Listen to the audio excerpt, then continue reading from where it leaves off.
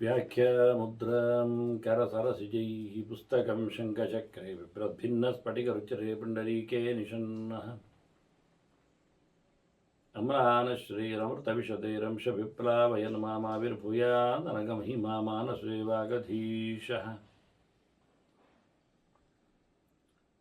नमस्ते प्राणेश प्रणतविभवायामनिमगाः नमस्वामिन् रामप्रियतमनमन् गुरुगुण नमस्तुभ्यं भीमप्रबलतमकृष्णेष्टभगवन्नमः श्रीमन्मध्वप्रदिश सुदर्शन्नो जय जय श्रीगुरुभ्यो नमः नारायणं सुरगुरुं जगदेकनाथं भक्तप्रियं सकललोकनमस्कृतं च त्रैगुण्यवर्जितमजं विभवाद्यमेशं वन्दे भवग्रं मरासुरसिद्धवन्द्यं नारायणं नमस्कृत्य नरं चैव नरोत्तमं देवीं सरस्वतीं व्यासं ततो ಶ್ರೇಯಮುದೀರಯೇ. ವೇದವ್ಯಾಸರ ಮಹಾಭಾರತದ ಚಿಂತಕರಿಗೆ ವಂದನೆಗಳು. ಶಾಂತಿ ಪರ್ವದ 471ನೆಯ ಪ್ರವಚನ.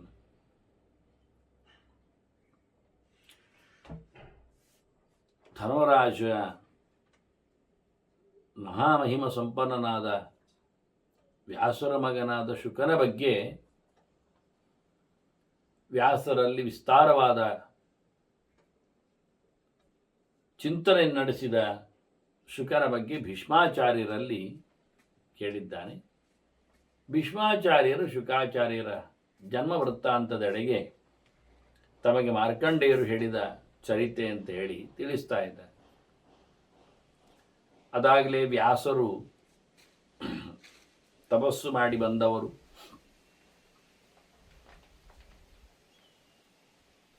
ಅಂತಹ ಮಗನನ್ನು ಶಿವ ನೀಡ್ತೇನೆ ಅಂತ ಹೇಳಿದ್ದಾನೆ.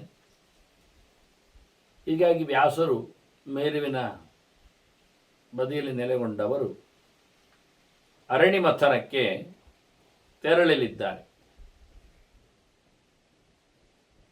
ಹಾಗಾಗಿ ಮುಂದಿನ ಒಂದು ಚಿಂತನೆಗೆ ಇಲ್ಲಿ ಒಂದು ಘಟನೆ ನಡೆಯಿತು ಅಂತ ಹೇಳ್ತಾರೆ.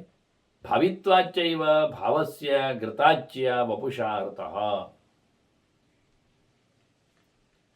ಅವರು ಅರಣಿಯನ್ನು ಮಥನ ಮಾಡಬೇಕು ಅಂತ ಹೊರಟಾಗ ಘೃತಾಚಿ ಅಪ್ಸರೆ ಬಂದಳು. ಅವಳು ಗಿಳಿಯಾಗಿ ನಿಂತಳು ಮರದಲ್ಲಿ. ಇಲ್ಲಿ ಹೇಳ್ತಾರೆ ಭಾವಿತ್ವಾಚೈವ ಭಾವಸ್ಯ ಅಂತ. ಮುಂದೆ ಆಗತಕ್ಕ ಘಟನೆಗಾಗಿ ಇದೊಂದು ನಾಟಕ ಇವರದ್ದು ಅಂತ. ಮರ್ತ್ಯಾವತಾರಸ್ತಿಹ ಮರ್ತ್ಯ ಶಿಕ್ಷಣಂ ರಕ್ಷೋವಧಾಯಿವನ ಕೇವಲಂ ಹೇಳಿಕೊಂಡಾಗಿ ಅವತಾರ ಕಾಲದಲ್ಲಿ ಮನುಷ್ಯರಿಗೆ ಶಿಕ್ಷಣ ಕೊಡಲೋಸುಗ ನರೇಶು ಜಾತಃ ನರವತ್ ಪ್ರವೃತ್ತಿ. ಮನುಷ್ಯರಂತೆ ಅವನು ಲೀಲೆಯನ್ನು ತೋರಿಸ್ತಾನೆ. ಹಾಗಾಗಿ ವೇದವ್ಯಾಸ ಋಷಿಗಳಾಗಿ ಅಜ್ಞಾನದ ನಿವೃತ್ತಿಗೋಸ್ಕರ ಗೌತಮರ ಶಾಪದ ಹಿನ್ನೆಲೆಯಲ್ಲಿ ಪರಾಶರರಿಂದ ಒಂದು ಅದ್ಭುತವಾದಂತಹ ಜನ್ಮವನ್ನು ಅವತಾರವನ್ನು ಪಡೆದವರು ಅವರ ಮಗನನ್ನು ಅದೇ ರೀತಿಯಾಗಿ ಪಡಿತಾ ಇದ್ದಾರೆ. ಒಂದು ವಿಶಿಷ್ಟವಾದಂತಹ ನೆಲೆಯಲ್ಲಿ ಒಂದು ಮುಂದಿನ ಘಟನೆಗಾಗಿ ಅಂತ ಹೇಳಿದರು ಲೋಕದಲ್ಲಿ. ಮತ್ತೊಂದು ಭಾವಸ್ಯ ಅಂತ. ಭಾವಿತ್ವಾಚೈವ ಭಾವಸ್ಯ ಅಂದರೆ ಭಾವ ಅಂದರೆ ಧರ್ಮ ಅಂತ. ಅದರ ಉತ್ಪತ್ತಿಗಾಗಿ ಅಂತ ಹೇಳಿದರೆ ಅರ್ಥ. ಇನ್ನು ಭಾವ ಅನ್ನುವುದು ಭವನಿಗೆ ಸಂಬಂಧಪಟ್ಟದ್ದು ಅಂತ ಅರ್ಥ. ಭವ ಅಂದರೆ ರುದ್ರ, ರುದ್ರನಿಗೆ ಸಂಬಂಧಪಟ್ಟ ಕೆಲಸ ಅಂತ ಹೇಳಲಿಕ್ಕೋಸ್ಕರ. ಅಂದರೆ ಹುಟ್ಟುವವ ಇನ್ನು ರುದ್ರದೇವ. ವೇದವ್ಯಾಸರ ಶಿಷ್ಯರ ಪರಂಪರೆಯಲ್ಲಿ ಎಲ್ಲರೂ ಬರಬೇಕು ಅಂತೇಳಿ ರುದ್ರ ಮಗನಾಗಿಯೇ ಹುಡ್ತಾ ಇದ್ದಾನೀಗ. ಹೀಗೆ ಘೃತಾಚಿಯ ಚೆಲುವಿಗೆ ಮಾರು ಹೋದ ಹಾಗೆ ವ್ಯಾಸರು ಯತ್ನ ನಿಯಚ್ಚದಸ್ತಸ್ಯ ಮುನೇಹೆ ಅಗ್ನಿಚಿಕೀರ್ಷಯ. ಬೆಂಕಿ ಬರಬೇಕು ಅಂತ ಅರಣಿಮಥನ ಮಾಡ್ತಾ ಇದ್ದಾರೆ. ಆ ಹೊತ್ತಿನಲ್ಲಿ ಅವರು ಎಷ್ಟು ಪ್ರಯತ್ನ ಪಟ್ಟರೂ ಸಹ ಆಗಲಿಲ್ಲ. ಹಾಗಾಗಿ ತನ್ನನ್ನು ತಾನು ನಿಯಂತ್ರಣ ಮಾಡಿಕೊಳ್ಳಲಾಗದೆ ವ್ಯಾಸರು ಅರಣಿ ಮಥನದ ನಾಟಕ ಆಗ್ತಾ ಇದೆ. ಅರಣಿ ಮಥನಕ್ಕೆ ನಿಂತಿದ್ದಾರೆ. ಆದರೆ ಘೃತಾಚಿಯ ಚೆಲುವಿಗೆ ಮಾರಿ ಹೋಗಿ ಅರಣ್ಯಾಮೇವ ಸಹಸ ತಸ್ಯ ಶುಕ್ರಂ ಅವಾಪತತ್. ಆ ಅರಣ್ಯ ಮೇಲೆಯೇ ಅವರ ವೀರ್ಯ ಬಿತ್ತು ಅಂತ ಹೇಳ್ತಾರೆ. ಅರಣಿ ಅಂದರೆ ಕಾಷ್ಟ. ಬೆಂಕಿಯನ್ನು ಹಿಂದೆ ಪಡಿಬೇಕಾದ್ರೆ 2 ಮರದ ಕಟ್ಟಿಗೆಗಳನ್ನು ಘರ್ಷಣೆ ಮಾಡಿ ತೆಗಿತಾ ಇದ್ರು. ಒಂದು ಅಶ್ವತ್ಥದ ತಿರುಳು, ಮತ್ತೊಂದು ಶಮಿ ಮರದ ತಿರುಳು. ಇದೆರಡರ ಘರ್ಷಣೆಯಿಂದ ಅದನ್ನೆರಡು ಬಹಳ ಚೆನ್ನಾಗಿ ತಿಕ್ಕಿದಾಗ ಬೆಂಕಿ ಏಳುತ್ತದೆ. ಹೇಗೆ ಬೆಂಕಿ ಏಳುತ್ತದೆ ಅಂದರೆ ಅದು ಆ ಮರದ ಮೈಯನ್ನು ಹತ್ತಿಕೊಳ್ಳುತ್ತದೆ, ಅದರಿಂದ ಸುಟ್ಟು ಹೋಗ್ತದೆ ಮರ. ಸುಟ್ಟೋದ ಹುಡಿ, ಕಪ್ಪು ಹುಡಿ ಕೆಳಗೆ ಜಾರುತ್ತದೆ. ಹಾಗಾಗಿ ಕೆಳಗೆ ತಿಕ್ಕುವ ಕೆಳಗೆ ಅವರ ಆ ಹುಡಿ ಜಾರುವಲ್ಲಿ ತರೆಗೆಲೆಗಳನ್ನು, ತೆಂಗಿನ ನಾರುಗಳನ್ನು ಇಟ್ಟುಕೊಂಡಿರ್ತಾರೆ. ಹಾಗಾಗಿ ಅದು ತಿಕ್ಕಿದ ಕಪ್ಪು ಹುಡಿ ಕೆಳಗೆ ಜಾರಿ ಬೆಂಕಿ ಹೊತ್ತುಕೊಳ್ಳುತ್ತದೆ. ಕೆಲವೊಮ್ಮೆ ತಿಗುತ್ತಾ ಮರದ ತುಂಡಿನಲ್ಲೇ ಆ ಕಪ್ಪು ಹುಡಿ ನಿಂತು ಬಿಡ್ತದೆ. ಅದನ್ನು ಆ ತರಗೆಲೆಯ ಮೇಲೆ ಅವರು ಕೊಡುತ್ತಾರೆ, ಅಲ್ಲಿ ಹೊತ್ತುಕೊಳ್ಳುತ್ತದೆ, ಮತ್ತೆ ಗಾಳಿ ಆಗ್ತಾನೆ ನಿಧಾನಕ್ಕೆ. ಹೀಗೆ ಅಂತ ಅರಣ್ಯ ತುಂಡುಗಳಲ್ಲೇ ಅವರ ವೀರ್ಯಪಾತ ಆಗಿದೆ. ಅರಣ್ಯಂ ಮವಂಥ ಬ್ರಹ್ಮ ಋಷಿ ಅಲ್ಲೇ ತಿಕ್ಕಿದ್ದಾರಂತೆ, ಮತ್ತೆ ಮುಂದುವರಿಸಿದ್ದಾರೆ. ತಸ್ಯಾಂಜಜ್ಞೆ ಶುಕೋಂದ್ರಪ. ಹಾಗೆ ಅಲ್ಲಿ ಒಂದು ಮಗು ಹುಟ್ಟಿದೆ, ಶುಕ ಹುಟ್ಟಿದ್ದಾನೆ. ಶುಕ್ರದ ಮಥನದಿಂದ ಹುಟ್ಟಿದ್ದರಿಂದ ಅವನು ಶುಕ ಆಗಿದ್ದ. ಶುಕರೂಪದ ಘೃತಾಚಿಯ ದರ್ಶನದಲ್ಲಿ ಬಂದದ್ರಿಂದ ಅವನು ಶುಕನಾಗಿದ್ದ. ಹೀಗೆ ಮತ್ತೆ ಹೇಗಿದ್ದಾನವನು? ಇವತ್ತು ನಾವು ಶುಕರ ಕೆಲವು ಅಂದರೆ ನಮ್ಮ ಮಾಧ್ಯಮಗಳು ಬಹಳಷ್ಟು ನಮಗೆ ಸಹಾಯಕಗಳಾಗಿ ಬಂದರೆ ಇವತ್ತದು ಭಯಂಕರ ನಮ್ಮನ್ನು ತಪ್ಪಿಸುವಲ್ಲಿ, ಅನ್ಯಾಯಗೊಳಿಸುವಲ್ಲಿ, ಅಪಾರ್ಥ ಮಾಡುವಲ್ಲಿ ಯಶಸ್ವಿಯಾಗಿದೆ. ಆದ್ದರಿಂದ ಇವತ್ತು ಮಾಧ್ಯಮಗಳನ್ನು ನಂಬುವುದು ಬಹಳ ಕಷ್ಟ ಆಗಿದೆ, ಅಷ್ಟು ಹಾಳಾಗಿದೆ ಅದು. ಅದನ್ನ ಶುಕರ ಚಿತ್ರ ಒಂದೊಮ್ಮೆ ನೀವು ಗೂಗಲ್ ಸರ್ಚಲ್ಲಿ ಹಾಕಿ ಸನ್ ಆಫ್ ವ್ಯಾಸ ಅಂತ ಹಾಕಿಕೊಂಡು, ಇವತ್ತು ಎಲ್ಲ ಭಾಷೆಯಲ್ಲಿ ನಡೀತದಲ್ಲ, ಶುಕಾಚಾರ್ಯ ಅಂತ ಹಾಕಿದರೆ ಬಹಳ ವಿಚಿತ್ರವಾದ ಚಿತ್ರಗಳು ಸಿಗ್ತವೆ ನಿಮಗೆ. ಸ್ವಲ್ಪ ಇಸ್ಕಾನಿನವರು ಪ್ರಯತ್ನ ಪಟ್ಟದ್ದರಿಂದ ಸ್ವಲ್ಪ ಸಹಜವಾದಂತಹ ಕೆಲವು ಚಿತ್ರಣಗಳು ಬೀಳ್ತವೆ. ಅಲ್ಲದೆಯೂ ಕೆಲವು ಚಿತ್ರಗಳು ಬರಲಿಕ್ಕೆ ಹೋಗಿ ತಲೆ ಗಿಳಿದ್ದು ಹಾಕಿ, ಮನುಷ್ಯನ ಮೈ ಗಿಳಿಯ ತಲೆ ಹಾಕಿ ಶುಕಾಚಾರ್ಯ ಅಂತ ಹಾಕಿದ್ದಾರೆ. ಎಷ್ಟೋ ಕಡೆ ಇದನ್ನು ಚಿತ್ರಣವುಗೊಳಿಸಿದ್ದಾರೆ, ಮರದ ಕೆತ್ತನೆಗಳನ್ನು ಮಾಡಿದ್ದಾರೆ. ಬಹಳ ತಪ್ಪಾಗಿ ಬಿಟ್ಟಿದೆ. ಇಲ್ಲಿ ಭೀಷ್ಮಾಚಾರ್ಯರು ಹೇಳುತ್ತಾರೆ, ಹೇಗಿದ್ದ ಶುಕ ಹುಟ್ಟಿದವ ಕೇಳಿದರೆ, ಬಿಭ್ರತ್ ಪಿತುಶ್ಚ ಕೌರವ್ಯ ರೂಪವರ್ಣಮನುತ್ತಮಂ. ತಂದೆಯ ಹಾಗೆ ಇದ್ದ ಅಂತ ಸ್ಪಷ್ಟ ಹೇಳ್ತಾರೆ. ಬಿಭ್ರತ್ ಪಿತುಶ್ಚ ಕೌರವ್ಯ ರೂಪವರ್ಣಂ. ವೇದವ್ಯಾಸರ ಬಣ್ಣ ಅದು ಕಪ್ಪು ಕಡು ನೀಲಿ ಬಣ್ಣ. ಹಾಗೆಯೇ ಅವರದ್ದು ರೂಪ ಋಷಿಗಳ ರೂಪ. ವ್ಯಾಸರು ಋಷಿಗಳಿಂದ, ಪರಾಶರರಿಂದ ಹುಟ್ಟಿದ್ದು. ಹಾಗಾಗಿ ಇವನು ಸಹ ಋಷಿಯಿಂದ ಹುಟ್ಟಿದ್ರಿಂದ ಋಷಿಯ ರೂಪದಲ್ಲಿ ಬಂದಿದ್ದಾನೆ, ಗಿಳಿಯ ರೂಪದಲ್ಲಿ ಬರಲಿಲ್ಲ, ಅರ್ಧ ಗಿಳಿ ರೂಪದವನಲ್ಲ. ಎಲ್ಲಿಯೂ ಮಹಾಭಾರತದಲ್ಲಿ, ಪುರಾಣಗಳಲ್ಲಿ ವ್ಯಾಸನ ಮಗನಾದ ಶಿಷ್ಯನು ಅವನ ತಲೆ ಗಿಳಿಯದ್ದಾಗಿತ್ತು ಎನ್ನುವುದಿಲ್ಲ. ಇವತ್ತೆಲ್ಲ ಹಸೂರು ಗಿಳಿಯ ಮಂಡೆ ಹಾಕಿ, ಪುಣ್ಯಕದ ಹಸೂರು ಗಿಳಿಯೇ ಆಗಬೇಕಾ? ಗಿಳಿಯಲ್ಲಿ ಮಸ್ತು ಕಲಾರಿದ್ದಿಲ್ವ? ಹಸೂರು ಗಿಳಿಯ ಮಂಡೆ ಇಟ್ಟು ಕೆಂಪು ಕೊಕ್ಕಿನ ಗಿಳಿ ಮಾಡಿ ಅದನ್ನು ಗಮ್ಮತ್ತು ಮಾಡಿಬಿಟ್ಟಿದ್ದಾರೆ ಚಿತ್ರದಲ್ಲಿ. ಹಾಗಾಗಿ ಆಗಿಲ್ಲ. ವೇದವ್ಯಾಸರಾಗಿ ಋಷಿಯ ಮೋರೆ,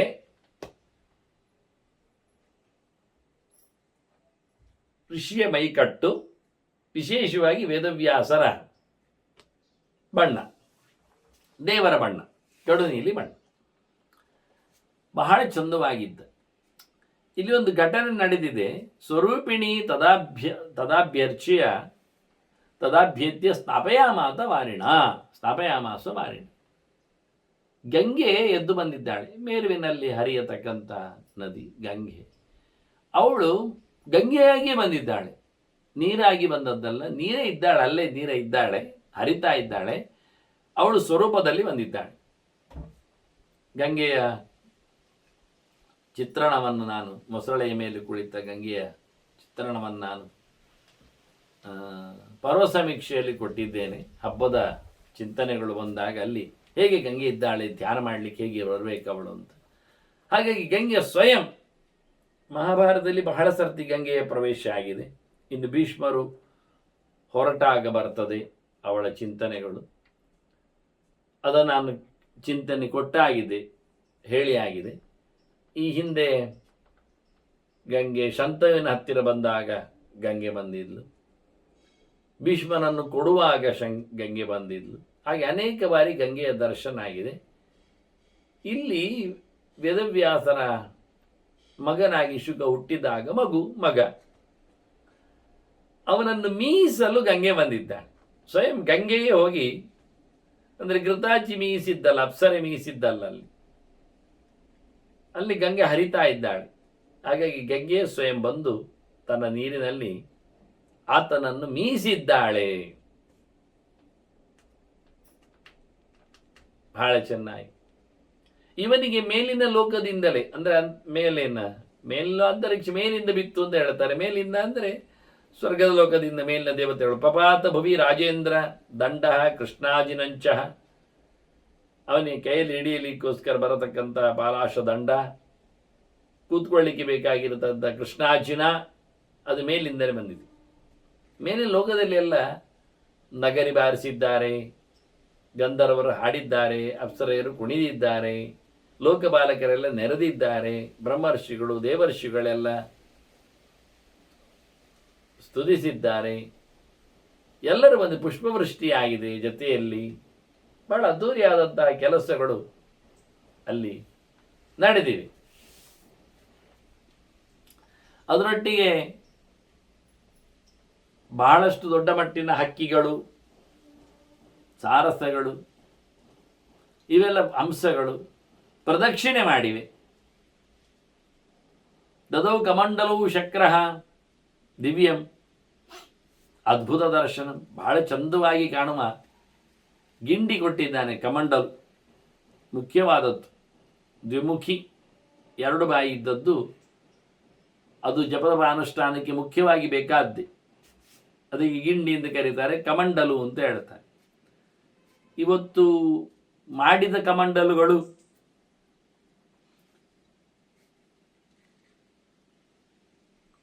ಅದರ ನೀರಿರುವ ಕೊಂಡಿ ಸರಿ ಇರುವುದಿಲ್ಲ, ಅದು ಬೀಳ್ತದೆ. ಸುಮಾರಾಗಿ ಇವತ್ತು ತೀರ್ಥಕ್ಷೇತ್ರಗಳಲ್ಲಿ ಎಲ್ಲ ಕಮಂಡಲು ಅಂತ ಮಾರಾಟಕ್ಕೆ ಇಟ್ಟಿರ್ತಾರೆ.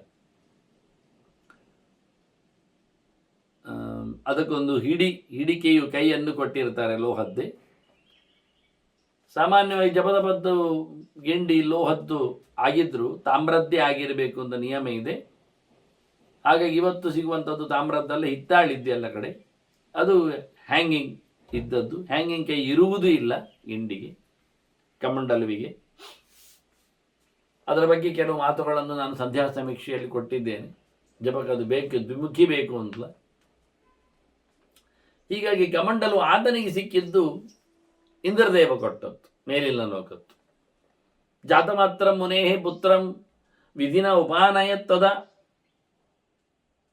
ನಾವು ತಪಸ್ಸು ಮಾಡಿಗೆ ವ್ಯಾಸರು ಬಂದ ತಾಣ ಅದು ಅಂತ ಹೇಳಿದ್ದೀವಿ. ಅಲ್ಲೇ ವ್ಯಾಸರು ಅರಣಿ ಮಥನಕ್ಕೆ ಕೂತದ್ದು. ಹಾಗಾಗಿ ಶಿವನೇ ಪಾರ್ವತಿಯ ಜೊತೆಯಲ್ಲಿ ಬಂದು ಆ ಹುಟ್ಟಿದವನಿಗೆ ಹುಟ್ಟಿದಾಗಲೇ ಅವನು ಬೆಳೆದಿದ್ದಾನೆ ಅಂತ ಆಯ್ತಲ್ಲ, ಮೀಸಿದ್ದಾಗಲೇ.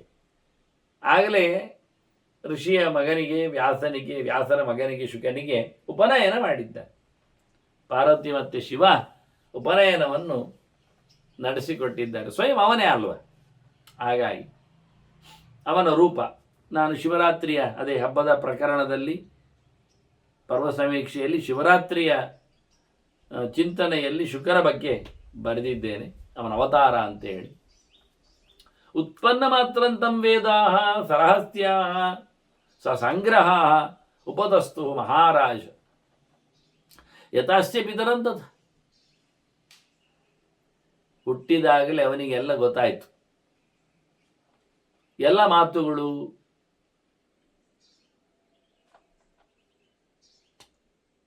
ಎಲ್ಲ ಶಾಸ್ತ್ರಗಳು, ಗ್ರಂಥಗಳು, ಅದರ ಅಭಿಮಾನಿ ದೇವತೆಗಳು ಅವನು ಎಲ್ಲ ಹೊಳೆಯುವಂತೆ ಮಾಡಿಬಿಟ್ಟಿದ್ದ. ಮನೋಭಿಮಾನಿ ಅವ, ಹಾಗಾಗಿ ಅವನಿಗೆ ಗೊತ್ತಾಗದೇ ಇರಲಿಕ್ಕೆ ಉಂಟು. ಉಪನಿಷತ್ತುಗಳು, ವೇದಗಳು, ವೇದಾಂಗಗಳು ಎಲ್ಲ ಅವನಿಗೆ ಬರುವಂತೆ ಆಯಿತು. ಆದರೂ ಅದರಲ್ಲಿ ಹೇಳ್ತಾರೆ ಅಪ್ಪನಾಗೆ ಅಂತ. ಅಪ್ಪ ವ್ಯಾಸರು. ವ್ಯಾಸರು ಅಂದರೆ ವೇದವ್ಯಾಸರು, ಗ್ರಂಥ ಅರಿತವರು. ಹಾಗಾಗಿ ಅವರ ಮಗನಾದ್ದರಿಂದ ಅವನಿಗೆ ಒಂದಿಷ್ಟು ಯೋಗ್ಯತೆ ಅಂತೆ ಅವನಿಗೂ ಸಹ. ಅಂದರೆ ಅಪ್ಪ ಓದಿದ್ದಾನೆಂತ ಮಗ ಓದಿರಬೇಕು ಅಂತ ಹೇಳಲಿಕ್ಕಿಲ್ಲ. ಆದರೆ ಅಂತಹ ಗುಣಲಕ್ಷಣಗಳು ಬರಲಿಕ್ಕೆ ಹೋಗಿ ಅವನಲ್ಲಿ ಅಂತಹ ಒಂದು ಯೋಗ್ಯತೆ. ಮತ್ತು ಅವನು ಗುರುಗಳ ಹತ್ರ ಟ್ರೆಡಿಷನಲ್ಲಿ ಅಧ್ಯಯನ ಮಾಡ್ತಾ ಎಲ್ಲ ದೇವತೆಗಳು ಗುರುಗಳಲ್ಲಿ ಪಾಠ ಕೇಳಬೇಕಿರುವುದರಿಂದ ಫಾರ್ಮ್ಯಾಲಿಟಿಗೆ ಆಗಿ ಗುರುಗಳಲ್ಲಿ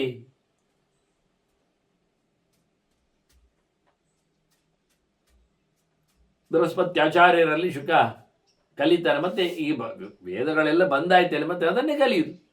ವೇದಗಳನ್ನು ಹೇಳಿಕೊಟ್ಟಿದ್ದಾನೆ. ಇತಿಹಾಸಂಚ ಕಾರ್ಸ್ನೇನ ಧರ್ಮಶಾಸ್ತ್ರಾಣಿ ಚಾಭಿಭೋ. ಇಲ್ಲಿ ಹೇಳುವಾಗ ಇತಿಹಾಸ ಕಲಿತಿದ್ದಾನೆ ಪೂರ ಅಂತ ಹೇಳ್ತಾರೆ. ಪೂರ ಅಂದರೆ ಎಂಥದ್ದು? ಇತಿಹಾಸ 3 ಮುಖ. ಭಾರತಂ ಪಂಚರಾತ್ರಂಚ ಮೂಲ ರಾಮಾಯಣ ಅಂತದ ಇತಿಹಾಸ ಇದು ಪ್ರೋಕ್ತ. ನಡೆದ ಘಟನೆಗಳ ಮೇಲೆ ಬರೆದ ಚಿಂತನೆಗಳು ಅಂತ ಹೇಳಿದರೆ ರಾಮಾಯಣ, ಅದು ಮೂಲ ರಾಮಾಯಣ. ಅದರಂತೆ ಮಹಾಭಾರತ, ಮತ್ತೆ ಪಂಚರಾತ್ರ ಸಂಹಿತೆ, ಇದನ್ನು ಇತಿಹಾಸ ಅಂತ ಕರೀತಾರೆ. ಅದರ ನಂತರದಲ್ಲಿ ಧರ್ಮಶಾಸ್ತ್ರಾಣಿ ಅಂತ ಇಲ್ಲಿ ಬಂದಿದೆ. ನಮ್ಮ ಧರ್ಮಗಳನ್ನು ಹೇಳತಕ್ಕಂಥ, ನಮಗೆ ಧರ್ಮದ ಬೋಧನೆ ಕೊಡತಕ್ಕಂಥ ಶಾಸ್ತ್ರಗಳು ವೇದವ್ಯಾಸರದ್ದು ಪುರಾಣಗಳು.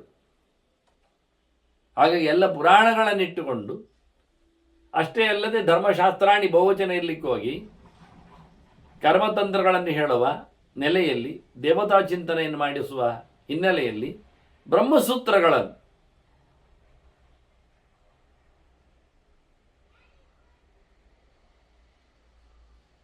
ನಿರ್ದೇಶಿಸಿದ್ದಾರೆ. ಹೀಗೆಲ್ಲವನ್ನು ಕಲಿತಿದ್ದಾನೆ.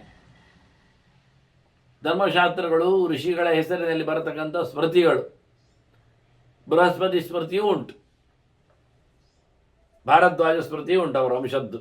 ಹೀಗಾಗಿ ಇವನ್ನೆಲ್ಲ ಕಲಿತಿದ್ದು ಗುರುದಕ್ಷಿಣೆಯನ್ನು ಕೊಟ್ಟಿದ್ದಾರೆ. ಮತ್ತಲ್ಲಿ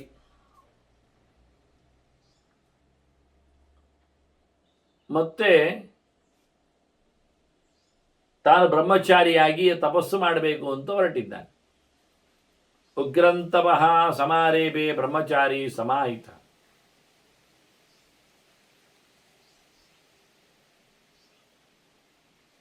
ಬಹಳ ಕಠೋರವಾದ ತಪಸ್ಸದು.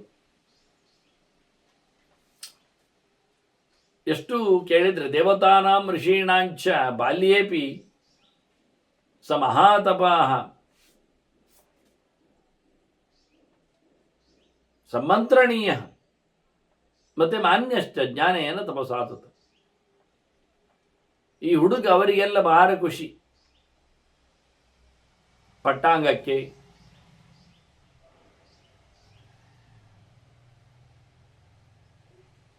ಮಾತುಕತೆಗೆ, ಗೌರವಕ್ಕೆ, ಎಲ್ಲಕ್ಕೂ ಸಹ ಈ ಹುಡುಗ ದೇವತೆಗಳಿಗೆ, ಋಷಿಗಳಿಗೆ ಭಾರಿ ಇಷ್ಟ. ಆ ತಪ್ಪಲಿನಲ್ಲಿ ಇರಲಿಕ್ಕೆ ಹೋಗಿ ಎಳೆಮೆಯಲ್ಲಿಯೇ ಭಾರಿ ದೊಡ್ಡ ತಪಸ್ಸು ಮಾಡಿದ ಹುಡುಗ, ನಿರಂತರವಾಗಿ ದೇವರ ಚಿಂತನೆ ನಡೆಸುವವ. ಹಾಗಾಗಿ ಅವರಿಗೆಲ್ಲ ಭಾರಿ ಇವನ ತಪಸ್ಸು ಮತ್ತು ಜ್ಞಾನ ಇದೆರಡನ್ನೂ ಗಮನಿಸಿ, ಆಚರಣೆಯಲ್ಲಿಯೂ ಒಂದು ಗಟ್ಟಿತನ, ವಿಚಾರದಲ್ಲಿಯೂ ಅಷ್ಟೇ ವಿಸ್ತಾರವಾದಂತಹ ವ್ಯವಸ್ಥೆ. ಇದನ್ನು ನೋಡಿಕೊಂಡು ಉಳಿದವರಿಗೆ ಶುಕ ತುಂಬ ಇಷ್ಟ ಆದ.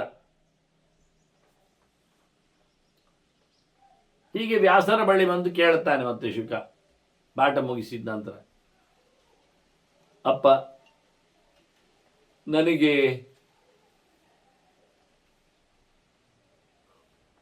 ಮೋಕ್ಷ ಧರ್ಮ ಹೇಳಬೇಕಲ್ಲ ಅಂದ. ಆಯಿತು ಅಂದರು ಅವರು. ಯೋಗಶಾಸ್ತ್ರಂಚ ನಿಖಿಲಂ ಕಾಪಿಲಂ ಚೈವ ಭಾರತ. ಅವನಿಗೆ ಯೋಗಶಾಸ್ತ್ರಗಳನ್ನೆಲ್ಲ ಹೇಳಿಬಿಟ್ಟ. ಕಪಿಲನ ಸಂಖ್ಯಾಶಾಸ್ತ್ರದ ಅವನದ್ದೇ, ಅದನ್ನು ಹೇಳಿದ. ಅದೆಲ್ಲವನ್ನು ಸಹ ಚೆನ್ನಾಗಿ ಕಲಿತಿದ್ದಾನೆ. ಈಗ ಅವನು ಮೋಕ್ಷ ಧರ್ಮದಲ್ಲಿ ವಿಶಾರದನಾಗಿದ್ದಾನೆ ಆ ಲೆಕ್ಕಾಚಾರದಲ್ಲಿ ನೋಡ್ಲಿಕ್ಕೆ ಹೋದರೆ. ಮತ್ತೆ ಅಪ್ಪ ಹೇಳ್ತಾನೆ, ಗಚ್ಚ ಜನಗಂ, ಹೋಗಿ ನೀನು ಮಿಥಿಲೆಗೆ ಹೋಗು, ಅಲ್ಲಿ ಜನಕರಾಜ ಇದ್ದ, ಆವತ್ತಿನ ಜನಕರಾಜ. ಅವನು ಧರ್ಮರಾಜ ಅಂತ ಕರೆದಿದ್ದಾರೆ, ರಾಜನೂ ಆಗಿದ್ದಾನ. ಧರ್ಮದ ಮೇಲೆ ಅವನಿಗೆ ಪ್ರಭುತ್ವ ಇದೆ. ಹೀಗೆ ಜನಕನಲ್ಲಿಗೆ ನೀನು ಹೋಗಬೇಕು. ಹೋಗುವಾಗ ಕೆಲವು ಕಂಡೀಷನ್ಗಳಿವೆ, ಅದನ್ನೆಲ್ಲ ಹೇಳ್ತಾರೆ ವ್ಯಾಸರು. ಹೇಗೆ ಹೋಗಬೇಕು ಎನ್ನುವುದನ್ನು ವೇದವ್ಯಾಸರು ಶುಕನಿಗೆ ಹೇಳಿದ್ದನ್ನು ಭೀಷ್ಮನ ಹೇಳ್ತಾರೆ. ಉಕ್ತಶ್ಚ ಮಾನುಷೇಣೈವ, ನೀನು ಹೋಗುವಾಗ ಮಾನುಷೇಣತ್ವಂ ತಥಾ ಗಚ್ಚೇತ್ ಅವಿಸ್ಮಿತ. ನೀನು ಅಹಂಕಾರ ಪಟ್ಟುಕೊಂಡು ಗರ್ವದಿಂದ ಏನು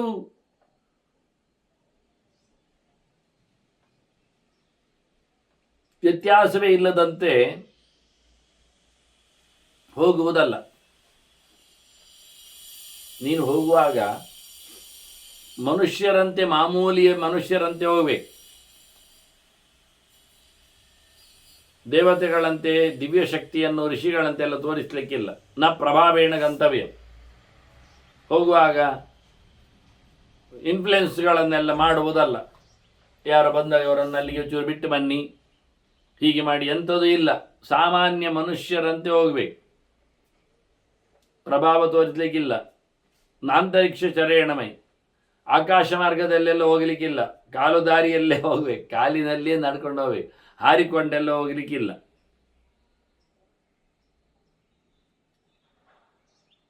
ಅವನಿಗೆ ಹೋಗುವಾಗಲೇ ಕೆಲವು ಅಡ್ಡಿಗಳು. ಹೀಗೆ ಹೋಗ್ಬೇಕು. ಆರ್ಜವೇನೈವ ಗಂತವ್ಯ ನ ಸುಖಾನ್ವೇಷಣೇನ ನ ಸುಖಾನ್ವೇಷಿಣಾ ತತ.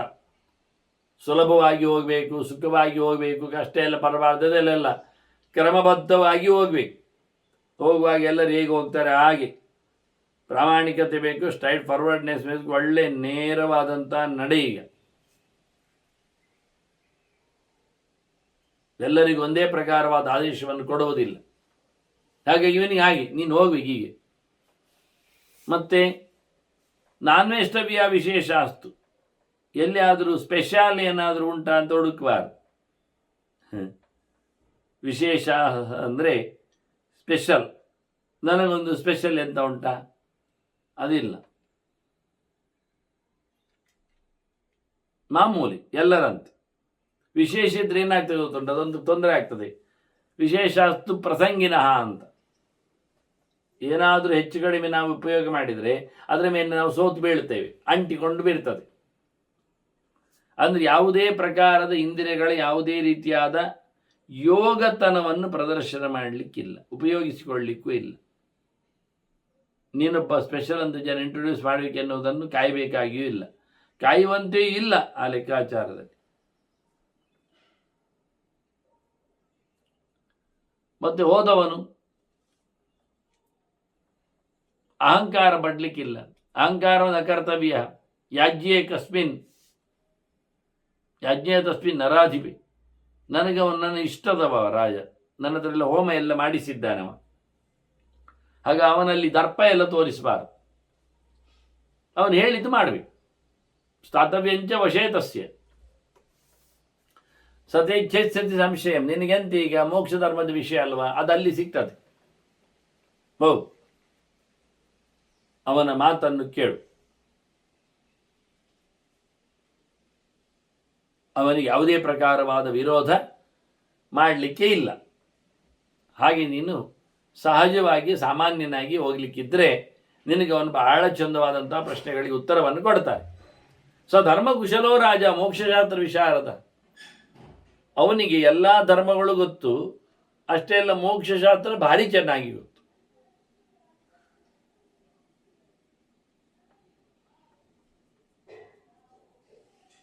ಎಸ್ತದ್ವೇದ ಉಭಯಂ ಸಹ ಅಂತ ಕ್ರಮ, ಎರಡು ತಿಳ್ಕೊಳ್ಬೇಕು. ಮೋಕ್ಷ ಮಾರ್ಗವನ್ನು ತಿಳ್ಕೊಳ್ಬೇಕು, ತದ್ವಿರೋಧಿಯಾದ ಅಥವಾ ಅದಕ್ಕೆ ಅಲ್ಲದ, ಅದಕ್ಕೆ ಪೂರಕವಾದ ಜನಸಾಮಾನ್ಯರ ಇತರರ ದಾರಿಯನ್ನು ತಿಳ್ಕೊಳ್ಬೇಕು. ಹಾಗಾಗಿ ಅವನು ಬಹಳ ಚೆನ್ನಾಗಿದ್ದಾನೆ ರಾಜ, ಒಳ್ಳೆ ವಿಷಯ ತಿಳಿದಿದೆ ಅವನಿಗೆ. ನಿನ್ನ ಸಂಶಯ ಎಲ್ಲ ಪರಿಹರಿಸ್ತಾನವ, ಅದಕ್ಕೆ ನೀನು ಹೋಗ್ಬೇಕು. ಯಾಜ್ಯೋ ಮಮ, ಅವನು ನನಗೆ ಹೋಮ ಮಾಡಿಸುವ ನನ್ನ ಕ್ಲೈಂಟ್ ಅಂತಾರೆ ವ್ಯಾಸರು. ಹಾಗಾಗಿ ಹೋಗ್ಬೇಕು ನೀನು, ಹೋಗಿ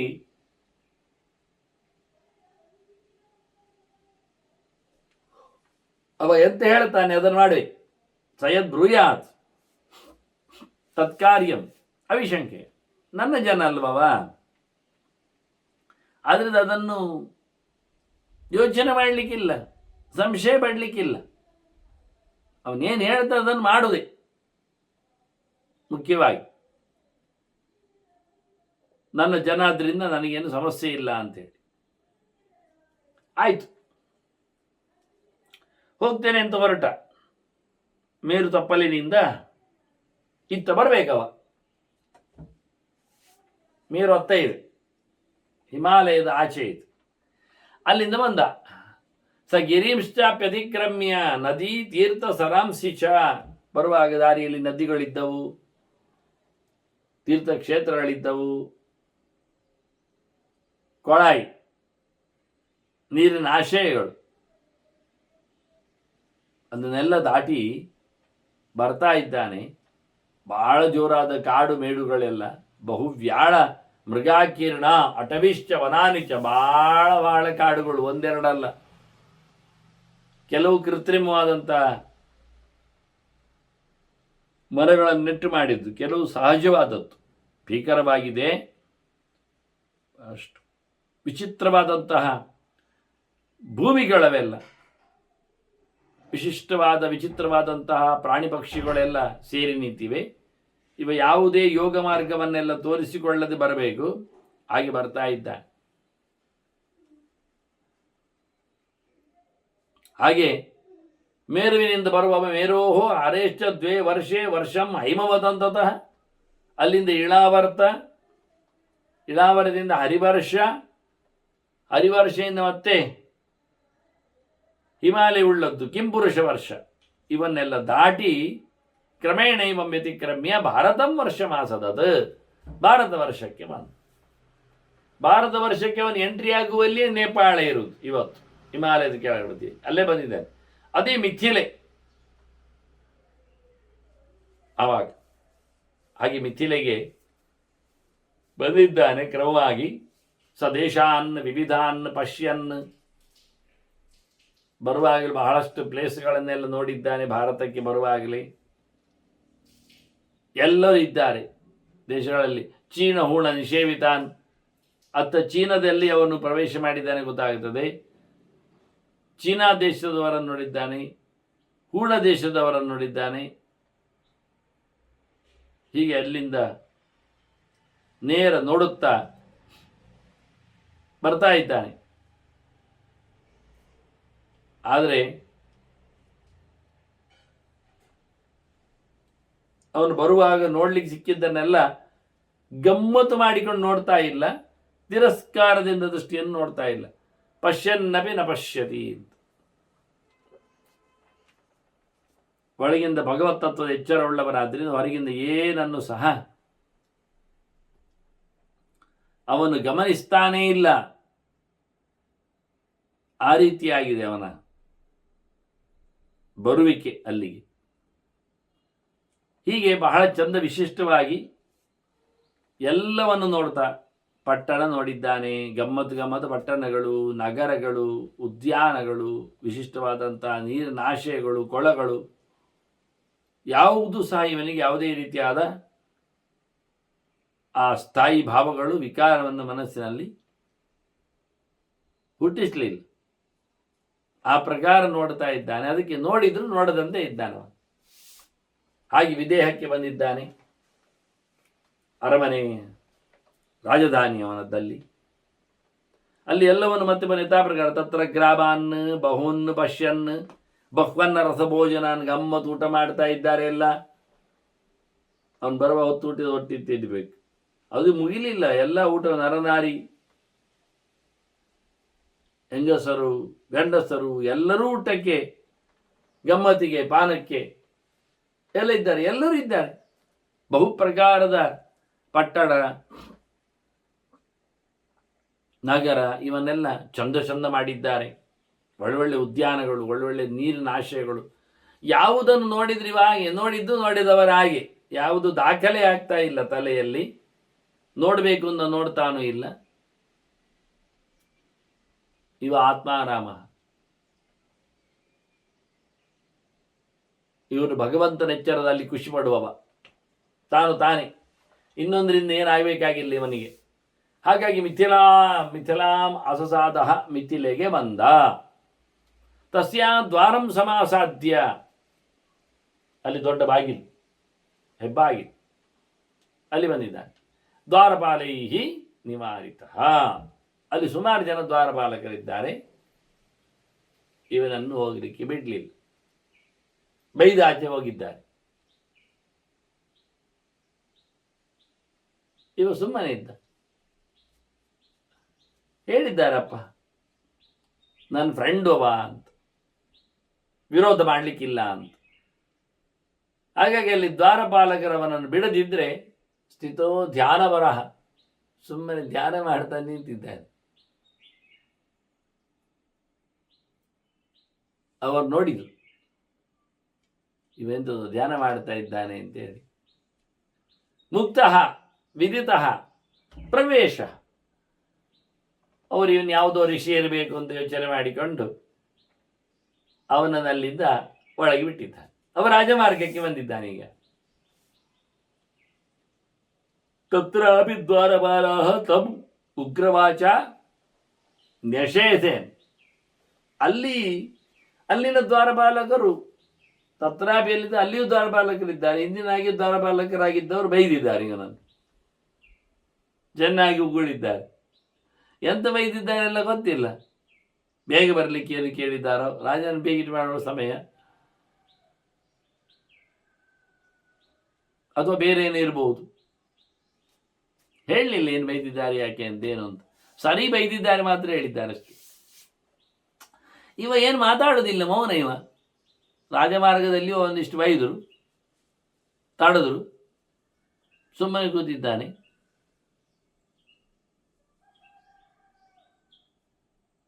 ಯಾವುದೇ ವಿಕಾರವನ್ನು ಮಾಡಿಕೊಳ್ಳದೆ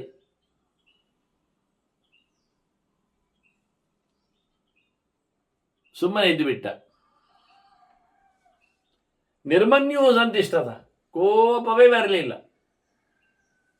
ಹಿಂದೆ ಹೆಜ್ಜೆ ಹಾಕಲಿಲ್ಲ. ಬರಬೇಡಿ ಅಂತಿದ್ದಾರೆ, ಬರದೆ ತಡೆದಿದ್ದಾರೆ. ಆಯ್ತು ಅಂತ ಹೇಳಿ ಬದಿಯಾಗಿದ್ದಾನೆ. ಅಲ್ಲಿ ಮತ್ತೆ ನೋಡಿದರು, ಅದರಲ್ಲೊಬ್ಬ ಇದ್ದ.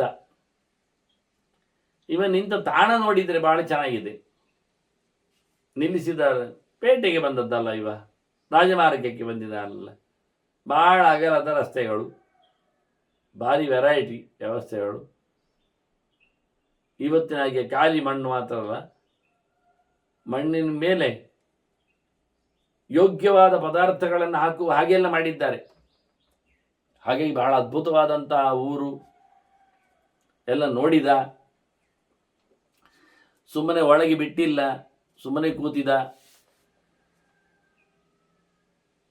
ಯಾವುದೇ ಪ್ರಕಾರವಾದಂಥ ಅವನಿಗೆ ಹೊರಗೆ ನಿಂತಾಗ ಬಿಸಿಲಿದೆ, ಬಿಸಿಲಿನಲ್ಲಿ ಮೈ ಬಿಸಿ ಆಗ್ತಾ ಇಲ್ಲ, ಮಂಡೆ ಬಿಸಿ ಆಗ್ತಾ ಇಲ್ಲ, ಬಾಯಿ ಪಸೆ ಒಣಗ್ತಾ ಇಲ್ಲ. ಗಮ್ಮತ್ ನೋಡಿ ಎಷ್ಟು ಅಂತ. ನ ಚಾತ ಪಾಧ್ವ ಸಂತಪ್ತ, ದಾರಿ ಆಯಾಸದಿಂದಾಗಿ ಅವನಿಗೆ ಸೂರ್ಯ ಇಲ್ಲಿ ಬಿಸಿಲಾಗಿ ಕಣ್ಣ ಇಲ್ಲ. ದಾರಿಯ ಆಯಾಸ ಪರಿಹಾರ ಎನ್ನುವುದನ್ನೇ ಯೋಚನೆ ಮಾಡಲಿಕ್ಕಿಲ್ಲಲ್ಲ ಅಷ್ಟು ದಿವಸ ಆದಾಗ. ಹಾಗಾಗಿ ಯಾವುದೇ ಪ್ರಕಾರವಾದ ಬಿಸಿಲಿನ ಬೇಗೆಯವನನ್ನು ಮಾತಾಡಿಸಲಿಲ್ಲ. ಚ್ಯುತ್ ಪಿಪಾಸ, ಅಶ್ರಮಾನ್ವಿತ, ಹಸಿವು ಬಾಯಾರಿಕೆ, ಚ್ಯುತ್ ಪಿಪಾಸ ಶ್ರಮ ನ ಎನ್ನುವುದಲ್ಲಿ ಇರಲಿಕ್ಕೆ ಹೋಗಿ ಯಾವುದೇ ಪ್ರಕಾರವಾದ ಆಯಾಸವೂ ಇಲ್ಲ ಅವನಿಗೆ. ಪ್ರತಾಮ್ಯತಿ ಗ್ಲಾಯತಿವ, ಅವನಿಗೆ ಮೈ ಬಿಸಿ ಆಗಲಿಲ್ಲ, ಕೆಂಪಾಗಲಿಲ್ಲ, ಕಣ್ಣು ಸಹ ಅವ ಸೊರಟಿ ಹೋಗಲಿಲ್ಲ, ಅಂದರೆ ಒಣಗಲಿಲ್ಲವ, ಎಂತ ಕಳ್ಕೊಳ್ಳಿಲ್ಲ. ನೋಡ್ತಾ ಇದ್ದಾನೆ. ನಾಭೇ ಇದ್ದೀಜ ತತ ಆತಪಾತ್, ಅವನಿಗೆ ಬಿಸಿಲಿನ ಬೇಗೆಯಿಂದಾಗಿ ಆಚೆ ಹೋಗುವುದಿಲ್ಲವ. ಬಿಸಿಲಿನಿಂದ ಏನು ಆಗಲಿಲ್ಲ ಅಷ್ಟೇ ಅಲ್ಲ, ಅವನು ಹೋಗುವುದಿಲ್ಲ, ಹಾಗೆ ನಿಂತಿದ್ದಾನೆ. ಬಂದ ಹೆಜ್ಜೆ ಅಲ್ಲೇ ಉಂಟು, ಬೈದಿದ್ದಾರೆ ಅಲ್ಲೇ ಉಂಟು ಇಡ್ಡಿಗೆ ಅವನದ ಹೆಜ್ಜೆ ಮುಂದುವರಿಲಿಲ್ಲ, ಸುಮ್ಮನೆ ನಿಂತಿದ್ದ ಸಂತಿಷ್ಠತ. ಎಂಥದ್ದು ತೊಂದರೆ ಆಗದ್ದು ನೋಡಿ, ಆರಾಮಾಗಿ ನಿಂತದ್ದು ನೋಡಿ ಒಬ್ಬನಿಗೆ ಖುಷಿ ಆಯ್ತು. ಅಲ್ಲಿ ಭಾರಿ ಬೇಸರ ಆಯ್ತವ ನೀನು ನಿಲ್ಲಿಸಿ ಅಂತೇಳಿ ದ್ವಾರಪಾಲಕನಿಗೆ. ಅವನನ್ನು ಕೈ ಮುಗಿದವ ಒಂದು ನಿನಗೆ ಹೇಳ್ತಾನೆ, ನೀನು ಬರಬೇಕು. ಪ್ರಾವೇಶೆ ತತಃ ಕಕ್ಷ್ಯಾಂ ಪ್ರಥಮಾಂ, ರಾಜಭೀಷ್ಮನ ಅರಮನೆಯ, ಇನ್ನು ಇದು ರಾಜಮಾರ್ಗ, ಇದು ಅರಮನೆ ಹೋಗುವ ದಾರಿಯಲ್ಲಿ. ಹಾಗಾಗಿ ಅವನನ್ನು ಮೊದಲಿಂದ ಆಚೆಗೆ ಮೊದಲ ಕಕ್ಷೆಗೆ, ರಾಜನ ಮನೆಯ ಅಂತಃಪುರಕ್ಕೆ ಹೋಗಲಿಕ್ಕಿರತಕ್ಕ ಮೊದಲ ಬಾಗಿಲೆಡೆಗೆ ಅವನನ್ನು ಮಾಡಿಕೊಂಡ. ಅಷ್ಟೇ ಅವನಿಗಿರುವುದು. ರಾಜ ಸೇವಕರಿಗೆ ಅರಮನೆಗೆ ಬರುವವನನ್ನು ಅರಮನೆಯ ಬಾಗಿಲಿಗೆ ಆಚೆಗೆ ಕಳಿಸಿಕೊಡುವ ಕ್ರಮವನ್ನದು. ಅದರಾಚೆಗೇನು ಇಲ್ಲ. ಅವನು ಯಾವ ರೀತಿಯಲ್ಲಿ ಇದ್ದಾನೆ ಹೇಳಲಿಕ್ಕೆ ಹೋಗಲಿಲ್ಲ. ಬೇಸರದಿಂದ ಒಳಗೆ ಬಿಟ್ಟ. ಒಳಗೆ ಹೋದ್ನಂದ್ರೆ ಒಂದು ಮುಹೂರ್ತ ಆಯಿತು. ಮುಹೂರ್ತ ಅಂದರೆ 48 ನಿಮಿಷ, 3/4 ಗಂಟೆ. ಮಂತ್ರಿ ಬಂದ ಅವನಿಗೆ ಕೈ ಮುಗಿದು ಎರಡನೆಯ ಬಾಗಿಲಿನವರೆಗೆ, ರಾಜನ ಮಂಟಪಕ್ಕೆ ಇರತಕ್ಕ ಇನ್ನೊಂದು ಬಾಗಿಲು ಒಳ ಹೋಗುವಾಗ ಅಲ್ಲಿವರೆಗೆ ಅವನನ್ನು ಕಳುಹಿಸಿದ ಮಂತ್ರಿ. ಅದು ಕಳಿಸಿದ್ದು ನೋಡಿದರೆ ಅದು ದೊಡ್ಡ ಉದ್ಯಾನ, ಬಹಳ ಚಂದವಾದಂಥ ಜಲಾಶಯ ಎಲ್ಲ, ಕಾನನ, ಒಂದು ಸಣ್ಣ ಕಾಡು ಮಟ್ಟಿನದ್ದು. ಅಲ್ಲಿಗೆ ಬಂದ್ರಲ್ಲ, ತಂ ಚಾರುವೇಷಾ ಶುಶ್ರೋಣ್ಯ ತರುಣ್ಯ ಪ್ರಿಯದರ್ಶನ, ಒಂದು 50 ಬೆಡಗಿಯರು ಬಂದಿದ್ದಾರೆ. ಮಂತ್ರಿ ಆಚೆ ಬಿಟ್ಟು ಹೋದ ತಕ್ಷಣವೇ ಇವರು ಈಚಿಂದ ಎಂಟ್ರಿ ಆಗಿದ್ದಾರೆ. ಚಂದ ವೇಷ ಹಾಕಿದ್ದಾರೆ, ಮೈಯಲ್ಲಿ ವೇಷಭೂಷಣಗಳೆಲ್ಲ. ಶುಶ್ರೋಣ್ಯ, ದಪ್ಪಗಿದ್ದಾರೆ, ಚೆನ್ನಾಗಿದ್ದಾರೆ. ತರುಣ್ಯ, ಮತ್ತೆ ತರುಣಿಯರು, ವರ್ಷಾದವರಲ್ಲ, ಎಳೆ ವಯಸ್ಸಿನವರು. ಪ್ರಿಯದರ್ಶನ, ನೋಡ್ಲಿಕ್ಕೆ ಭಾರಿ ಚಂದ ಇದ್ದಾರೆ. ವೇಷ ಹಾಕಿದ ತಕ್ಷಣ ಚಂದ ಇರಬೇಕಾಗಿಲ್ಲ, ಅದಕ್ಕೆ ಚಂದ ಇದ್ದಾರೆ ಅಂತ ಹೇಳ್ತಾರೆ. ಚೆಲು ನೋಟದವರಾಗಿದ್ದಾರೆ, ಚೆಲು ನೋಟ ಬೀರುವವರು ಆಗಿದ್ದಾರೆ. ನೋಡುವಾಗಲೂ ಚಂದ ನೋಡ್ತಾರೆ. ಗುರುಗುಟ್ಟಿ ಬೋಳೆ ಕಣ್ಣಿನಿಂದ ಏನು ತಿಂದು ಬಿಡುವ ಹಾಗೆ ಇಲ್ಲ. ಹೇಗಿದ್ರು ಹುಡುಗಿಯರು ಎನ್ನುವುದರ ಬಗ್ಗೆ ಮಾತನ್ನು ಭೀಷ್ಮರು ಹೇಳಿದ್ದಾರೆ. ಯಾಕೆಂದರೆ ಹೇಗಿರ್ತಿದ್ರು ಅಂತ ನಮಗೆ ಪರಿಚಯ ಆಗ್ತದೆ. ರಾಜರ ಆಶ್ರಯಗಳಲ್ಲಿ ಅಲ್ಲ, ಅದಾಗಲೇ ಅವನು ನೋಡಿಕೊಂಡು ಬಂದದ್ದನ್ನೆಲ್ಲ ತೋರಿಸಿಬಿಟ್ರು.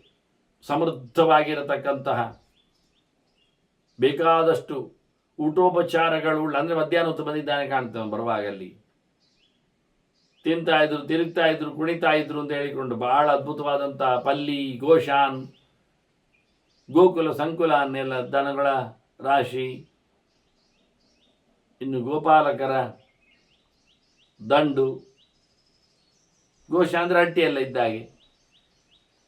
ಹಾಗೆ ಅವರವರ ವ್ಯವಸ್ಥೆ ಉಳ್ಳವರ ಕೇರಿಗಳು, ಇನ್ನು ಆನೆ, ಕುದುರೆ, ರಥ ಅವೆಲ್ಲ, ಮತ್ತು ಗದ್ದೆಗಳು, ಶಾಲೆಯ ವೈಹಿ, ಗೋಧಿ ಗದ್ದೆ, ಭತ್ತದ ಗದ್ದೆ, ಇವೆಲ್ಲ ನೋಡಿದ್ದ ನಾವು. ಹಾಗೆ ಪದ್ಮಿನಿ ಬಿಹಿ, ಅತ್ತ ಪದ್ಮ ಅರಳಿ ಇರತಕ್ಕಂಥ ಕೆಸರು ಆಶಯಗಳು, ಜಲಾಶಯಗಳು ಎಲ್ಲವನ್ನು ತಟಸ್ಥವಾಗಿ ನೋಡ್ತಾ ಇದ್ದಾನಿವ. ಹಾಗೆ ಇಲ್ಲಿ ಒಳಗೆ ಬಿಟ್ಟಾಗ, ಇಲ್ಲಿ ಮಂತ್ರಿಗಳು ಹೋದಾಗ ಇಲ್ಲಿ 50 ಹುಡುಗಿಯರು ಬಹಳ ಚಂದದವರು ಬಂದಿದ್ದಾರೆ. ಹೇಗೆ ಅವನು ಬೆಟ್ಟ ಗುಡ್ಡಗಳನ್ನು ಕಂಡಿದ್ದಾನೆ, ನದಿ ಪರ್ವತಗಳನ್ನು ನೋಡಿದ್ದಾನೆ, ಪಟ್ಟಣ ಕೇರಿ ನಗರಗಳನ್ನೆಲ್ಲ ಕಂಡಿದ್ದಾನೆ, ಅದೇ ಪ್ರಕಾರದಲ್ಲಿ ಹುಡುಗಿಯರನ್ನು ನೋಡ್ತಾ ಇದ್ದಾನೆ. ಅವನೇನು ಬದಲಾವಣೆ ಇಲ್ಲ. ಹಾಗಾಗಿ ಹುಡುಗಿಯರು ಹೇಗಿದ್ರಿ ಎನ್ನುವುದನ್ನು ತೋರಿಸಿಕೊಟ್ಟದ್ದವರು. ಸೂಕ್ಷ್ಮ ರಕ್ತಾಂಬರಧರ, ಮತ್ತೆ ನೋಡಿ ತೆಳ್ಳಗಿನ ಬಟ್ಟೆ ಕಟ್ಟಿದ್ದಾರೆ ಹಾಕಿಕೊಂಡದ್ದು.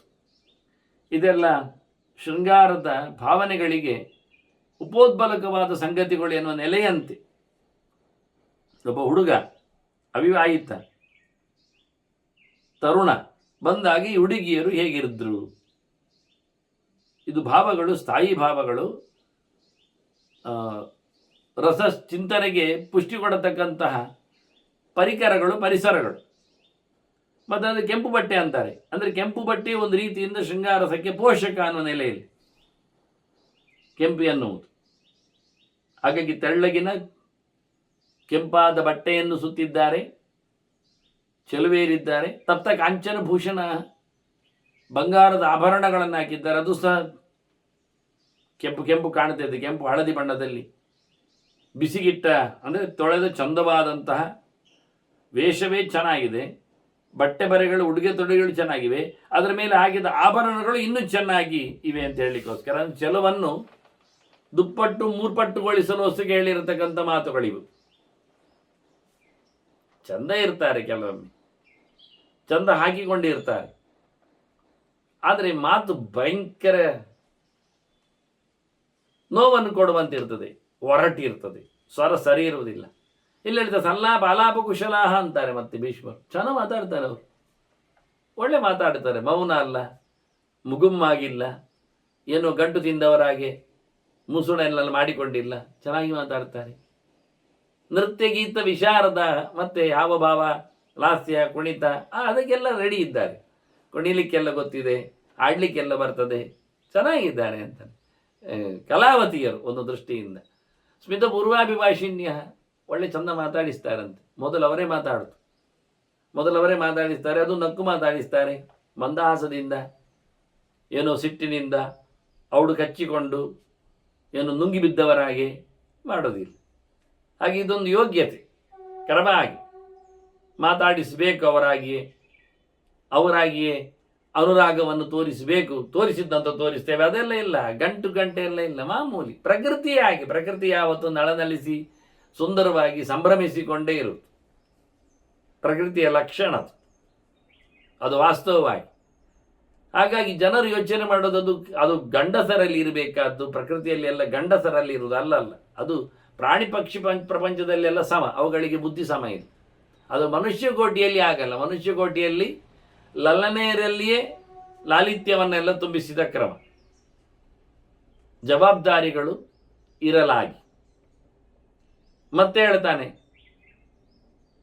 ಬಹಳ ಚೆನ್ನಾಗಿದ್ರು, ರೂಪೇಣ ಅಪ್ಸರ ಸಾಂಸಮ ಅಂತ, ಅವರು ಅಪ್ಸರೆಯಂತೆ ಇದ್ರು ಅಂತ. ಇನ್ನೆಂತ ಹೇಳುವುದಂತ ಕೊನೆಗೆ ಅದರೊಟ್ಟಿಗೆ ಭಾವೋಪಚಾರ ಕುಶಲ, ಪ್ರೀತಿಯಿಂದ ಉಪಚಾರ ಮಾಡಲಿಕ್ಕೆ ಅವರಲ್ಲಿ ಯೋಗ್ಯತೆ ಇತ್ತು ಅಂತ. ಆರ್ಟಿಫಿಷಿಯಲ್ ಅಲ್ಲ ಅವರದ್ದು, ಮತ್ತೆ ಕೃತಕವಾದದ್ದಲ್ಲ ಅವರದ್ದು ಯಾವುದೇ, ಮತ್ತೆ ಬೂಟಾಟಿಗೆದ್ದಲ್ಲ, ಮತ್ತೆ ಅದು ದುಡ್ಡಿಗಾಗಿ ಬಂದದ್ದು ಅಲ್ಲ. ಸಹಜ ಅಂತ, ಸಹಜವಾದ ಭಾವನೆಗಳಲ್ಲಿ ವಿಶ್ವಾಸವನ್ನು ತೋರಿಸುವವರು ಮುಖ್ಯವಾದದ್ದು. ಭಾವಜ್ಞ, ಮನುಷ್ಯನ ಬಗೆಯೇನು ಅಂತ ತಿಳಿದವರಿದ್ದಾರೆ, ಒತ್ತಾಯ ಇಲ್ಲ, ಹೇಗಿದೆ ಎಂದು ಗೊತ್ತಿದೆ, ಪರಿಸ್ಥಿತಿ ಅನುಗುಣವಾಗಿ ಮಗದೊಬ್ಬನ ಮನದಂಗಳದಲ್ಲಿ ಮೂಡಿಬಂದ ಮಾತುಗಳನ್ನು ಬಲ್ಲವರವರು, ಅದಕ್ಕೆ ಅನುಗುಣವಾಗಿ ತಮ್ಮನ್ನು ತೋರಿಸಿಕೊಡುವವರು. ಅದರೊಟ್ಟಿಗೆ ಬಹಳ ಚಂದವಾದಂತಹ ಸತ್ವ ಕೊವಿದ ಒಬ್ಬ ವ್ಯಕ್ತಿಯ ಹಾರ್ದವನ್ನು, ಅಭಿಪ್ರಾಯವನ್ನು, ಒಳ್ಳೆಯತನವನ್ನು ಚೆನ್ನಾಗಿ ಗ್ರಹಿಸುವವರು, ಹಾಗೆಯೇ ಪ್ರತಿಸ್ಪಂದಿಸುವವರು ಆಗಿದ್ದಾರೆ. ಹೀಗೆ ಪರಂ ಪಂಚಾಶತಂ ನಾರ್ಯ ವಾರಮುಖ್ಯಾ ಸಮಾದ್ರವನ್ ಓಡಿ ಮುತ್ತಿಗೆ ಹಾಕಿ ಬಂದ್ರಂತೆ. ಒಂದು 50ಕ್ಕಿಂತ ಮಿಗಿಲು, 50ರಷ್ಟು ಹೆಣ್ಮಕ್ಕಳು ಅವನೆಡೆಗೆ ಬಂದಿದ್ದಾರೆ. ಪಾದ್ಯಾದೀನಿ ಪ್ರತಿಗ್ರಾಹ್ಯ ಪೂಜೆಯ ಪರಯಾರ್ಚಯನ್, ಅವನಿಗೆ ಕಾಲು ತೊಳೆದು ತಾವೇ ಅವನಿಗೆ ಎಲ್ಲ ಉಪಚಾರ ಮಾಡಿದರು. ಅವನು ಅರ್ಘ್ಯಪಾದ್ಯಗಳನ್ನು ಉಪಯೋಗಿಸಿಕೊಳ್ಳುವಂತೆ ಮಾಡಿದರು. ಚೆನ್ನಾಗಿ ಅವನನ್ನು ಪೂಜಿಸಿದ್ರು, ಗೌರವಿಸಿದ್ರು. ಆನಂತರ ಕಾಲೋಪಪನ್ನೇನ ತದಾ ಸ್ವಾಧ್ವನ್ನೇನಾಪಿ ಅಭ್ಯತರ್ಪಯತ್, ಸಮಯಕ್ಕೆ ಸರಿಯಾಗಿ ಅಲ್ಲಿಯೇ ತಯಾರು ಮಾಡಿಸಿ, ಕಾಲೋಪಪನ್ನ ಆ ಟೈಮಲ್ಲಿ ರೆಡಿಯಾದ್ದು ಅಂತ ತರಿಸಿಕೊಟ್ಟದ್ದೆಲ್ಲ ಹೇಳುವುದಿಲ್ಲ. ಇಲ್ಲಿ ಹೇಳುವಾಗ ಅವರೆಲ್ಲ ಹುಡುಗಿಯರಿಲ್ಲವಂತೆ 50 ಜನ. ಹಾಗಾಗಿ ಒಬ್ಬರು ಚೆನ್ನಾಗಿ ಇದರಲ್ಲಿ ಅರಿಯುವ ಕಲ್ಲಿನಲ್ಲಿ ಅರೆದ್ರು, ಇನ್ನೊಬ್ಬರು ಹೆರೆಯುವ ಕಲ್ಲಲ್ಲಿ ಹೆರೆದ್ರು, ಮತ್ತು ಇನ್ನವರು ಕೆಲವರು ತುಂಡರಿಸುವ ವಸ್ತುಗಳಲ್ಲಿ ತುಂಡರಿಸಿದ್ರು. ಈಗ ತರಕಾರಿ, ಅಡುಗೆ, ಮತ್ತೊಂದು ಬರುವಾಗಲೇ ನೋಡಿದ್ನಲ್ಲ, ಗೌಜಿಯಲ್ಲಿ ಊಟ ಉಪಚಾರ ಎಲ್ಲ ಆಗ್ತಾ ಇತ್ತು ಪೇಟೆಯಲ್ಲಿ ಅಂತ ಹೇಳಿದ್ನಲ್ಲ. ಹಾಗಾಗಿ ಇವನಿಗೆ ಸಮಯಕ್ಕೆ ಸರಿಯಾಗಿ ಚಂದ ಮಾಡಿ ಅಡುಗೆಯನ್ನು ಮಾಡಿ ಊಟ ಮಾಡಿಸಿದ್ರಂತೆ. ಸಾಧ್ವನ್ಯನ ಒಳ್ಳೆ ಚಂದ ರುಚಿ ರುಚಿಯಾದ ಊಟ, ಅಂದರೆ ಕಾಣಲಿಕ್ಕೆ ಮಾತ್ರ ಚಂದ ಅಲ್ಲ, ಅವರ ಪ್ರೊಡಕ್ಷನ್ ಸಹ ಚಂದ ಇರ್ತದೆ ಹೇಳಿತ್ತು. ಕೆಲವರಲ್ಲಿ ಆ ಸ್ಕಿಲ್ನೆಸ್ ಇರೋದಿಲ್ಲ, ಪ್ರಯತ್ನದಲ್ಲಿ ಸೋತಿರ್ತಾರೆ, ನೋಡಲಿಕ್ಕೆ ಚಂದ ಇರ್ತಾರೆ, ಮೈಮಾಟ ಚೆನ್ನಾಗಿರ್ತದೆ, ಆದರೆ ನಡೆಸುವಂಥ ಊಟ ಮಾತ್ರ ಯಾರಿಗೂ ಬೇಡ ಕಾಣ್ತದೆ. ಅದು ಅಲ್ಲ ಅಂತ ಅಂದರೆ ಒಂದೊಂದು ಹಂತದಲ್ಲಿ ಹೇಗಿರ್ತಾರೆ ಅಂತೇಳಿ, ಅಂದರೆ ಅರಮನೆಯಲ್ಲಿ ಹೇಗಿರ್ತದೆ ಅಂತ ಇವನಿಗೆ ಚಂದ ಮಾಡಿ ಊಟ ಮಾಡಿಸಿದ್ದಾರಂತೆ. ನೋಡಿ, ಊಟ ಮಾಡಿದ್ದೀವಿ, ಇದೆಲ್ಲ ಗಮ್ಮತ್ತು. ಒಬ್ಬ ಋಷಿಪುತ್ರ, ಯೋಗಿ, ಮಹಾಯೋಗಿ, ಎಲ್ಲದರಲ್ಲಿ ಭಗವಂತನ ಎಚ್ಚರದಲ್ಲಿದ್ದಾನವ. ಹಾಗಾಗಿ ಅಂಥವನನ್ನು ಭಾಳ ಚಂದವಾಗಿ ಉಪಚರಿಸಿ, ಅದು ಒಂದೆರಡಲ್ಲ 50 ಹುಡುಗಿಯರು ನೆಲೆಗೊಂಡವನನ್ನು ಚೆನ್ನಾಗಿ ಊಟ ಮಾಡಿಸಿದ್ದಾರೆ. 50 ಜನ ಊಟ ಮಾಡಿಸಿದ್ರೆ ಭಾರಿ ಗೋಜಿರಬೇಕು. ಅಂದರೆ ಊಟ ಹಾಕುವಾಗ, ಅದನ್ನು ತಯಾರಿಸಿ ತಂದು ಇಡುವಾಗ ಅವರಲ್ಲಿ ಒಂದು ಪ್ರೌಢ ಇರ್ತದೆ, ಹೆಮ್ಮೆ ಇರ್ತದೆ ತಯಾರು ಮಾಡಿಕೊಂಡವರಲ್ಲಿ. ಅದಕ್ಕೆ ಇದ್ದವರವರು. ಹಾಗೆ ಇನ್ನೇನಾಯಿತು ಅಂತ ಯೋಚನೆ ಉಂಟಲ್ಲ. ಮತ್ತೆ ಊಟದವರೆಗೆ ಆಗಿದೆ. ಮುಂದಿನ ಮಾತು ಮತ್ತೆ ಕೇಳುವ. ವಂದನೆಗಳೊಂದಿಗೆ ಶ್ರೀಕೃಷ್ಣ ನಾರಾಯಣ ನಾರಾಯಣ.